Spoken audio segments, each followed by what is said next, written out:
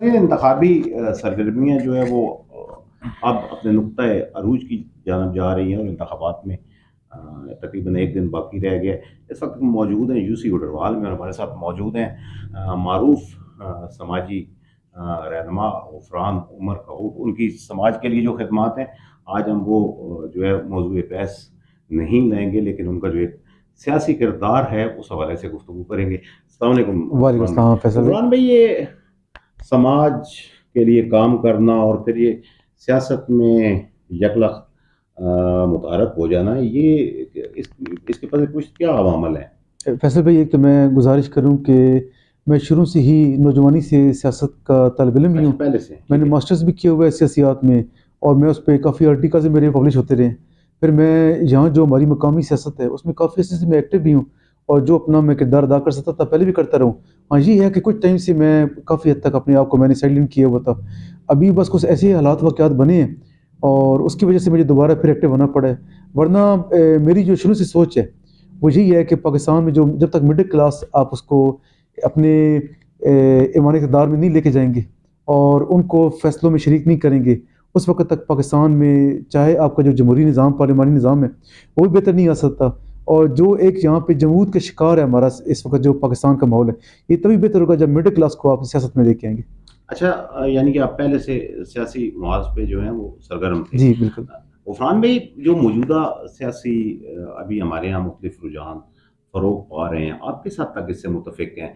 एक तो हमें मुतशद्दद सियासत भी दिखाई देती है, अपने नज़रियात पे जम जाना भी दिखाई देता है, फिर शख्सियत परस्ती भी दार रही है। तो इसका हल क्या है? और आप इसको ये मौजूदा जो सियासी नई एक रवायात जन्म ले रही हैं, इनको किस निगाह से देखते हैं? फैसल भाई, बेसिकली हमारे पास ये 80s से मसला आ रहा है कि आपने जब से यूनिवर्सिटीज़ में कॉलेजेस में स्कूल्स में आपने स्टूडेंट पॉलिटिक्स को बिल्कुल बैन किया है, तो उसके बाद आपके पास कोई ऐसा प्लेटफॉर्म नहीं रहा जहाँ से आपके नीचे से को नस्सी से आपकी जो सियासतदान है वो ऊपर जाके नफरोश कर सके।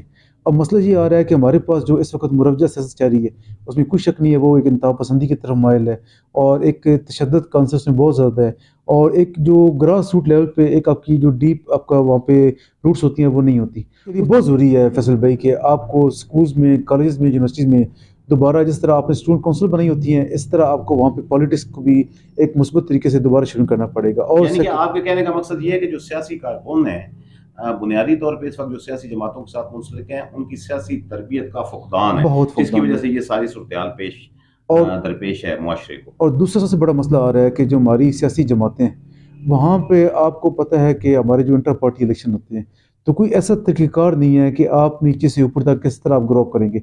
हमारे यहाँ तो वही ख़ानदान है, उन्हीं की वहाँ पे अभी तक वो वजादारी चल रही है, और मौरूसी जो सियासत। मुर्शी सियासत है। और उसका नुकसान ये हो रहा है कि जो आम आदमी है उसके पास कोई प्लेटफॉर्म नहीं रहा। वो इन जमातों में कोशिश करता है अपने आप को आगे लाने के लिए, लेकिन एक लिमिट होती है, उस लिमिट से आगे जब वो नहीं बढ़ पाते तो फिर लाज़िम बात है कि आपके मिजाज में आपकी नफ्सियात में इन चीज़ों का फ़र्क पड़ता है। और फैसल में एक बात ज़रूर करूँगा कि पाकिस्तान में सबसे ज़्यादा जो इस वक्त यहाँ पे 24 करोड़ की नुमाइंदगी है वो नौजवानों की है।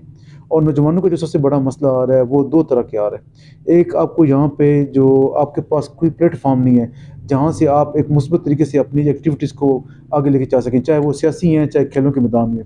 और दूसरा सबसे बड़ा मसला आ रहा है कि हमने इंडस्ट्रियलाइजेशन की तरफ सोचा ही नहीं है। दुनिया जो है 5वीं स्टेज पे पहुँच चुकी है, अभी हम जो है ना वो तहज़ीब की दूसरी स्टेज पे पहुँचे हैं। तो अगर ये हम काम नहीं करेंगे तो ये जो 24 करोड़ लोग हैं और इसमें से 70% जो आपके नौजवान बैठे हुए हैं, इनको अगर आपने ज़ाहिर कर दिया तो बहुत बुरे हालात बने हैं। आपके पड़ोस में जो ममालिक हैं उन्होंने अपनी यूथ को प्रॉपर मोबिलाइज़ कर लिया, और देखिए वो दुनिया में उनका मकाम बहुत बुलंद हो गया। हमें भी इस तरफ तवज्जो देनी चाहिए। गफरान भाई, किन उम्मीदवारों की आप कैंपेन यूसी उग्रवाल में कर रहे हैं और आवाम की जानब से कैसा रिस्पॉन्स मिल रहा है? मैं यहाँ पे अली नसर भट्टी साहब और एयाज ज़मीर साहब उनकी यहाँ पे कैंपेन कर रहा हूँ, और बहुत अच्छा रिस्पांस है जी। और लोगों में हमारे पास खैर हम शहर के करीब ही बैठे हैं, अगर शहर करीब ना भी होते तो ओवरऑल क्योंकि मेरा पूरे ज़िले में ही रब्ता होता है तो लोग उनको सपोर्ट और वोट देना चाहते हैं। उसकी बहुत सारी वजूहत हैं लोगों में। ये मैंने 2008 में देखा था, उस वक्त भी ऐसी एक वेव आई थी, अभी दोबारा इस तरह की वेव है। ये बेसिकली हमारे जो हिंदुस्तान का ये इलाका है, हम जमहूरी मिजाज के लोग हैं, ख़ासतौर पे हमारे जो चकवाल का ये ऊपर का इलाका बनता है, पहाड़ी इलाका बनता है, तो यहाँ पे कोई बहुत बड़ी जब सरमायादार जागीरदार तो नहीं बैठे हुए, मिडिल क्लास यहाँ ज़्यादा बैठी हुई है। फिर हमारा एक जो बैकग्राउंड है आर्मी का और ओवरसीज़ का, वो यहाँ बड़ा उनका एक असर होता है। तो उस हवाले से यहाँ पे हमें बहुत अच्छा रिस्पॉन्स मिल रहा है। क्या कोई ऐसे इक़दामात हैं कि जिसके ज़रिए इस चकवाल के लोगों के मसाइल को बेहतर तरीके से एड्रेस किया जा सकता है? क्या ऐसे कौन से ऐसे मंसूबे हैं कि जिनको अगर फौरी तौर पर लगाया जाए तो अवाम के मसाइल में कोई कमी आ सकती है? फैसल भाई, सबसे ज़्यादा जो हमारा, हम चकवाल शहर के करीब बैठे हुए हैं, तो DHQ चकवाल हमारा हर वक्त हमारे लिए एक दर्द सर है कि उसकी इतनी कैपेसिटी नहीं है कि वो पूरा ज़िला चकवाल और आसपास के इलाकों को कवर कर सके। तो हमें फौरी तौर पे जो 500 बेड का हमारा हॉस्पिटल था, हमें उसकी बहुत सख्त यहाँ पे ज़रूरत है। दूसरा, हमने यूनिवर्सिटी बना ली है, तो हमने जो गवर्नमेंट कॉलेज था हमारा, हमने वो ख़त्म कर दिए। हमने वो ज़म कर दिया जो कॉमर्स कॉलेज था, उसकी वजह से बहुत ज़्यादा हमें नुकसान हुआ। तो यूनिवर्सिटी अपनी जगह बननी चाहिए थी, और जो गवर्नमेंट कॉलेज चकवाल था, उसको अपनी जगह पे फंक्शनल दोबारा होना चाहिए। तो क्या हम समझें कि ये गुफरान वर्कआउट इन सारे मंसूबों के लिए तहरीक चलाएँगे? मैं पहले भी तरीके चलाता रहा हूँ, इंशाल्लाह आगे भी चलाऊँगा। और उसके अलावा साफ़ पानी का बहुत बड़ा मसला है। सर जी, मैं आपको एक बात यहाँ पे शेयर करता चलूँ, मेरे साथ क्योंकि इस तरह मुस्तकीन बहुत ज़्यादा लोग जो उनके पास इतने वसाइल नहीं होते, रब्ता करते हैं। चकवाल में 2 बहुत बड़े मसाइल हैं। एक आप यहाँ पे बेशक देख लें, हेपेटाइटिस बी, सी का बहुत बड़ा मसला है। और दूसरा यहाँ पे डायलिसिस का, जो गुर्दों के हमारे मरीज़ हैं, वो चकवाल अमराज में दिल का भी है। अमराज दिल का भी है। ये सब मसाइल हमारे जो है ना, एक हमारे पास इतना अच्छे क्वालिटी का यहाँ पानी मौजूद नहीं है। सीवरेज का भी हमारे पास बहुत बड़े मसाइल हैं। तो ये जो माहौलियाती इस तरह के छोटे-छोटे मसाइल हैं, हमारा शहर अभी भी छोटा शहर है निस्बतन पंजाब के बाकी शहरों से। हम इनको अभी इसी वक़्त जो है ना, अगर हम इस पे काम करना शुरू कर दें, तो काफ़ी हद तक हम मसाइल पे काबू पा सकते हैं। गुफरान भाई, यूसी उडरवाल के क्या मसाइल हैं और उनको किस तरह एड्रेस किया जा सकता है? हमारी यूसी का, क्योंकि चकवाल शहर के साथ मुल्का यूसी है, तो यहाँ पे जितने भी हमारे जो नीला अब्दुल्ला, बलकसर, इस साइड के जो देहात हैं, वहाँ से लोग जब माश के लिए आते हैं, तो हमारी साइड पे ज़मीनें थोड़ी सस्ती होती हैं, शहर में महंगी ज़मीनें होती हैं, तो वो यहाँ पे आकर आबाद हो जाते हैं। अब ये कच्ची आबादियाँ यहाँ बन चुकी हैं, तो कच्ची आबादियों में बहुत ज़्यादा मसाइल है। तो यहाँ पे सीवरेज भी नहीं है, यहाँ गलियों का भी इनका मसला होता है। मैं तो कई दफ़ा पहले भी ये, बल्कि लास्ट जो हमारा अभी दौर गुज़रा है, उसमें भी ये रिक्वेस्ट करता रहा हूँ कि ये जो गैर ज़रूरी प्लॉटिंग्स होती हैं, इनको बैन करना चाहिए और एक सिस्टमैटिक तरीक़ार में आना चाहिए। मैं तो कई दफ़ा तजवीज़ दे चुका हूँ फैसल भाई, कि कहीं पे अगर कोई इस तरह की, चाहे वो प्लानिंग के तहत सारी प्लानिंग के तहत, आबादकारी की उसमें जाए। जो वहाँ पे वो साहिबान जो ये काम करते हैं, उनसे बाकायदा गवर्नमेंट का एक एग्रीमेंट हो कि आप गलियाँ, सीवरेज, बिजली का निज़ाम बना के फिर आप प्लॉट बेचें।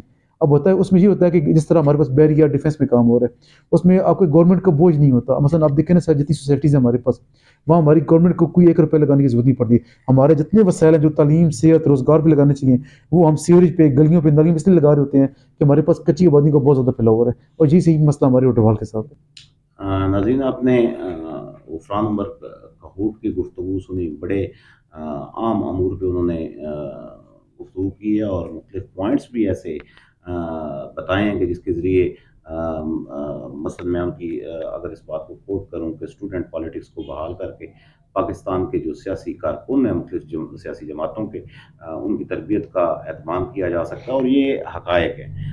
हम खुद जब स्टूडेंट दौर में मुख्तलिफ सियासी जमातों या मज़हबी जमातों के साथ मुंसलिक रहे हैं और वहीं से एक तरबियत का अमल शुरू हो जाता है और फिर वो लोग सियासत में वज़ादारी के कायल होते हैं, वो सियासत में शराफ़त के कायल होते हैं। वो सियासत में इख्तिलाफ़ राय तो रखते हैं, लेकिन उस इख्तिलाफ़ राय को दुश्मनी तक नहीं पहुँचने देते। और यही बात गुफ़रान उमर कहूट ने कही है। इसके साथ-साथ उन्होंने चौधरी एयाज़ अमीर और चौधरी अली नासिर भट्टी की इंतखाबी कैंपेन के हवाले से भी जामे गुफ्तगू की है। इजाज़त दीजिए, अल्लाह हाफ़िज़।